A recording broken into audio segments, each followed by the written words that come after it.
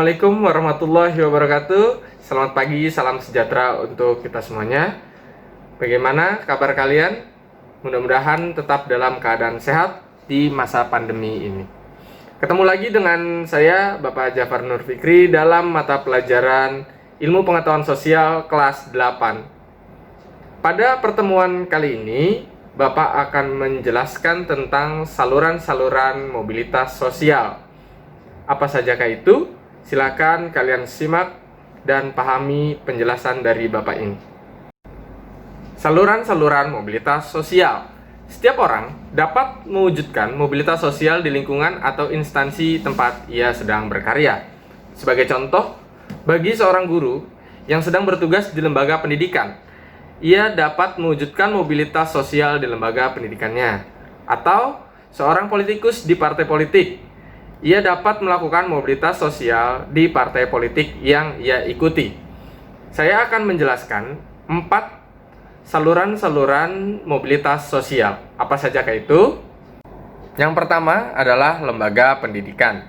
Umumnya, lembaga pendidikan adalah saluran konkret mobilitas sosial vertikal ke atas, serta sosial elevator atau perangkat yang melakukan pergerakan dari kedudukan lapisan sosial yang rendah ke yang lebih tinggi. Dengan adanya pendidikan, dapat senantiasa memberikan kesempatan kepada seseorang untuk meraih tingkatan sosial yang tinggi.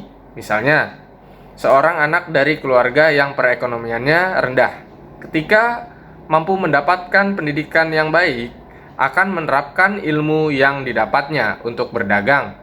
Dengan menerapkan ilmu ini, akan meningkatkan usahanya sehingga akan memperbaiki status sosialnya. Yang kedua, organisasi politik. Banyak contoh orang yang meniti perjuangan karir di organisasi politik dari tingkat rendah sampai tingkat yang lebih tinggi. Sebagai contoh, Presiden Republik Indonesia yang pertama, yaitu Insinyur Soekarno, ketika mendirikan Partai Nasional Indonesia, Soekarno tidak memiliki jabatan di pemerintahan. Namun, melalui perjuangan politiknya, Soekarno semakin dikenal rakyat dan penjajah. Pada saat kemerdekaan, Soekarno dipilih menjadi Presiden Republik Indonesia. Seorang anggota partai politik yang profesional dan punya dedikasi tinggi, kemungkinan besar akan cepat mendapatkan status yang semakin tinggi dalam partainya, sampai akhirnya menjadi anggota Dewan Legislatif atau menjadi seorang presiden. Kalian dapat menemukan berbagai contoh perjuangan orang-orang di partai politik di sekitar tempat tinggalmu. Yang ketiga, yaitu organisasi ekonomi.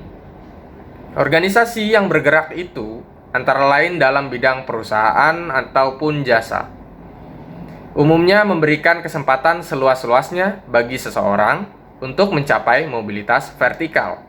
Organisasi ekonomi itu antara lain koperasi dan badan usaha. Kalian tentu memiliki koperasi di sekolahmu. Apa tujuan didirikannya koperasi? Tentu untuk mensejahterakan anggotanya. Karena itu, koperasi akan melayani kebutuhan anggotanya. Koperasi sekolah tentu akan mengutamakan pelayanan terhadap para peserta didik. Demikian juga halnya dengan koperasi pasar, koperasi petani, nelayan, dan sebagainya. Melalui koperasi, kesejahteraan anggota dapat diperjuangkan. Keberhasilan perjuangan koperasi mencerminkan keberhasilan perjuangan anggota-anggotanya.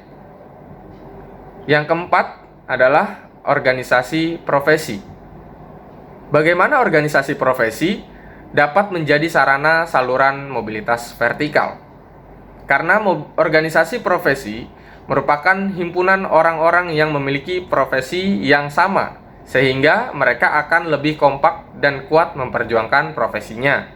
Sebagai contoh, organisasi profesi guru, PGRI atau Persatuan Guru Republik Indonesia, merupakan salah satu sarana perjuangan para guru dalam bidang pendidikan dan kesejahteraan guru.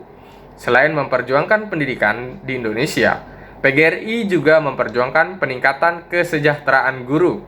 Perjuangan PGRI tentu diperhatikan oleh pemerintah Indonesia, sehingga kesejahteraan guru di Indonesia terus mengalami peningkatan. Baik, tadi adalah sekilas pemaparan materi tentang saluran-saluran mobilitas sosial. Kalau kalian masih kurang paham, bisa dibaca di buku paket IPS kelas 8, bisa melalui Google atau YouTube. Nah, kalau masih ada yang mau ditanyakan, silakan isi di kolom komentar atau melalui WA ke guru IPS kalian. Baik, untuk tugas kalian bisa dilihat di kolom deskripsi. Nah, jangan lupa kalian absen di link yang sudah diberikan oleh sekolah. Sampai bertemu di pertemuan selanjutnya. Sekian dari saya. Wassalamualaikum warahmatullahi wabarakatuh.